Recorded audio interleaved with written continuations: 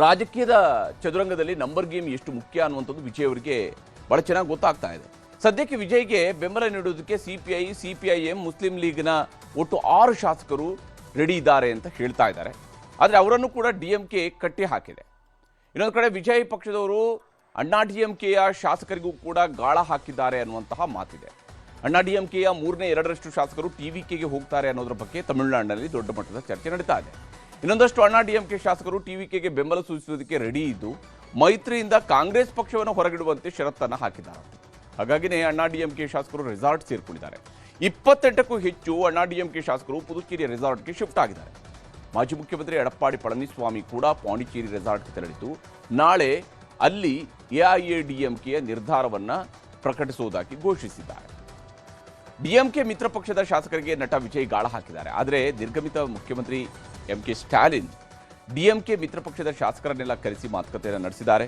VCK ನಾಯಕ ತಿರುಮಾವಳವನ್ ಹಾಗೆಯೇ ಸಿಪಿಐನ ರಾಜ್ಯ ಕಾರ್ಯದರ್ಶಿ ವೀರಪಾಂಡಿಯನ್ ಮತ್ತು ಸಿಪಿಐಎಂನ ರಾಜ್ಯ ಕಾರ್ಯದರ್ಶಿ ಪಿ ಷಣ್ಮುಗಂ ಜೊತೆಗೆ ಸ್ಟಾಲಿನ್ ಮೈತ್ರಿಕೂಟವನ್ನು ಬಿಟ್ಟು ಹೋಗದಂತೆ ಮನವಿ ಮಾಡಿದ್ದಾರೆ. ಹೀಗಾಗಿ ವಿಜಯ್ಗೆ ಸಿಎಂ ಆಗೋಕೆ ದಾರಿ ಯಾವುದಯ್ಯ ಅಂತ ಹುಡುಕಾಡ್ತಾ ಇದ್ದಾರೆ.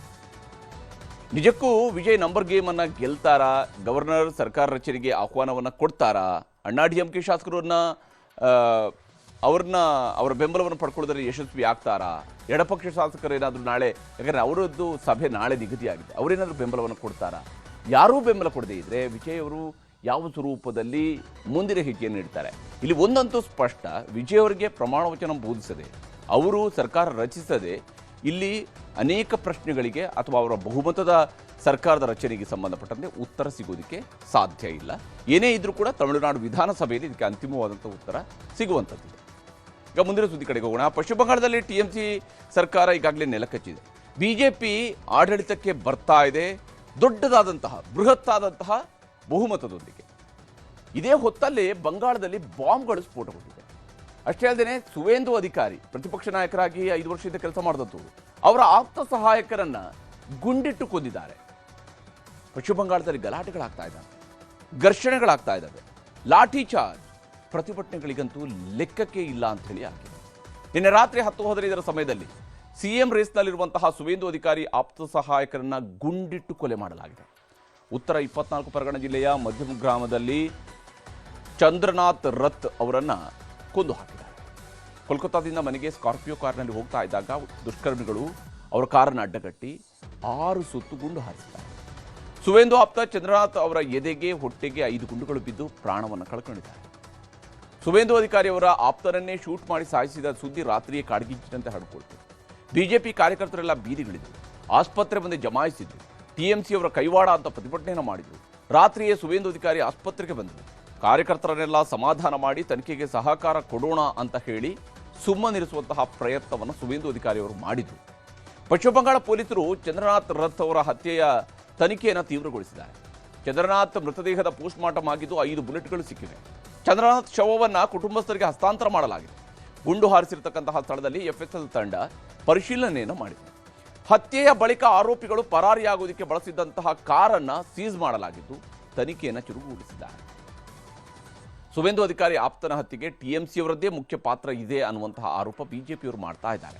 ಆದರೆ ಕೇಂದ್ರ ಸರ್ಕಾರ, ಚುನಾವಣಾ ಆಯೋಗವೇ ಹತ್ಯೆಗೆ ಹೊಣೆ ಹೊರಬೇಕು ಅಂತಿದ್ದಾರೆ ಅಖಿಲೇಶ್ ಯಾದವ್. रात को मर्डर करने के लिए एक ही वजह है, वो बीजेपी का शुभेंदु अधिकारी का एग्जीक्यूटिव असिस्टेंट है। और शुभेंदु ने हाल ही जो चुनाव हुआ, नतीजा आया, भवानीपुर में ममता बनर्जी को हराया, यही कारण हो सकता है। आप ये सिक्योरिटी देने की जिम्मेदारी किसने ली थी? इलेक्शन कमीशन, देश के होम मिनिस्टर। तो उन्होंने तो ये कहा था कि हम लाखों सेंट्रल फोर्स भेजी है। सुनने में आया 3 लाख से ज्यादा यहाँ पर सेंट्रल फोर्स भेजी गई थी। ಬರೀ ಸುವೇಂದು ಆಪ್ತನ ಹತ್ಯೆ ಮಾತ್ರ ಅಲ್ಲ, ಪಶ್ಚಿಮ ಬಂಗಾಳದ ಇನ್ನೂ 2 ಕಡೆಗಳಲ್ಲಿ ಇವತ್ತು ಬಾಂಬ್ಗಳು ಸ್ಫೋಟಗೊಂಡಿವೆ. ಚಂದ್ರನಾಥ್ ಹತ್ಯೆ ಬೆನ್ನಲ್ಲೇ ಪಾಣಿಹಟ್ಟಿಯಲ್ಲಿ ಬಾಂಬ್ ಸ್ಫೋಟವಾಗಿದೆ. ಆರ್ಜಿಕರ್ ಆಸ್ಪತ್ರೆಯ ವೈದ್ಯ ವಿದ್ಯಾರ್ಥಿನಿ, ಸಂತ್ರಸ್ತ ವೈದ್ಯ ವಿದ್ಯಾರ್ಥಿನಿಯ ತಾಯಿ, ಬಿಜೆಪಿಯ ನೂತನ ಶಾಸಕಿ ರತ್ನಾ ದೇಬನಾಥ್ ಅವರ ಮನೆ ಎದುರುಗಡೆನೇ ಸ್ಫೋಟಗೊಂಡಿದೆ. ಬಾಂಬ್ ಸ್ಫೋಟದಿಂದಾಗಿ 5 ಬಿಜೆಪಿ ಕಾರ್ಯಕರ್ತರಿಗೆ ಅಲ್ಲಿ ಗಾಯಗಳಾಗಿವೆ. ಇನ್ನು ಪಶ್ಚಿಮ ಬಂಗಾಳದ ಹೌರಾ, ಶಿವ್ಪುರದಲ್ಲಿ ಹಾಗೂ ಚೌರಬಸ್ತಿ ಈ ಪ್ರದೇಶಗಳಲ್ಲಿ ಬಾಂಬ್ ಸ್ಫೋಟಿಸಿದ್ದಾರೆ. ಬಿಜೆಪಿ ಅಲ್ಪಸಂಖ್ಯಾತ ಮೋರ್ಚಾ ಮುಖ್ಯಸ್ಥ ಮನೋಜ್ ಖಾನ್ ಅವರ 5 ಆಪ್ತರಿಗೆ ಗಾಯಗಳಾಗಿವೆ. ಪೊಲೀಸರ ಪ್ರಕಾರ ಒಟ್ಟು 7 ಕಚ್ಚಾ ಬಾಂಬ್ಗಳನ್ನು ದುಷ್ಕರ್ಮಿಗಳು ಬಳಸಿದ್ದಾರೆ.